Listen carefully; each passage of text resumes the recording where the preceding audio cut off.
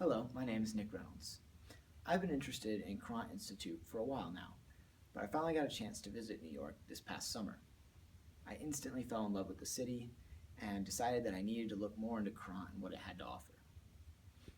As someone who is really interested in differential equations and analysis, I was really excited to learn that Courant was at the forefront of research in these areas. This past semester, I took a course on measure theory. Throughout this time, we learned a lot about Lebesgue measure, including the Lebesgue-dominated convergence theorem, which I will now prove. So, the theorem states that if we let g be a non-negative integrable function on E, and we let f sub n be a sequence of measurable functions, such that g dominates the sequence of f sub n's, right? Almost everywhere.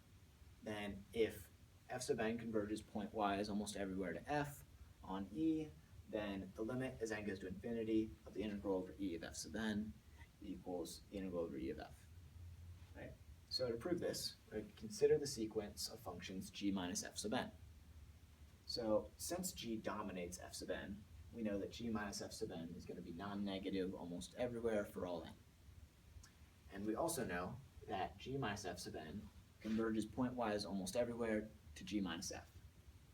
So by Fatou's lemma, which states that f sub n, the sequence of non-negative measurable functions on a measurable set E, such that the limit, or f sub n converges pointwise almost everywhere to f, and that tells us that f is measurable and the integral over E of f is less than or equal to the limit of the integral over E of f sub n. So by applying that, we get the integral over E of g minus f is less than or equal to the limit of the integral over E of g minus f sub n. So now we can split up this integral and pull out the integral over E of g to get the integral over E of g plus limit of the negative integral over E of f sub n. Now we can split up this integral as well to get integral over E of g minus integral over E of f is less than or equal to the integral over E of g minus now the lim sup of the integral over E of f sub n. And it's because we know the limit of a negative value is equal to the negative lim sup of a positive value. Right? So now we can cancel our integrals of g, multiply through by a -1, and we get the integral over E of f is greater than or equal to the lim sup of the integral over E of f sub n.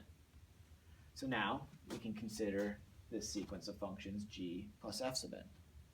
Now if we follow the argument symmetrically, we're going to get down to the fact that the integral over E of f is less than or equal to the lim nth of the integral over E of f sub n.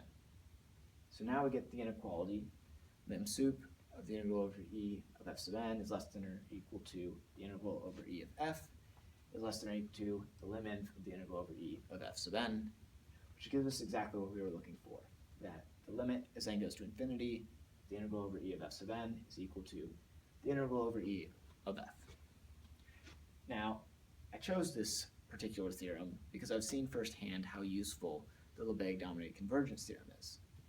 In my research on singular Sturm-Liouville problems, I used this theorem as well as Holder's inequality numerous times. I hope to be able to expand my knowledge of analysis and differential equations through study at Courant Institute and would love to study mathematics there. Thank you for considering my application.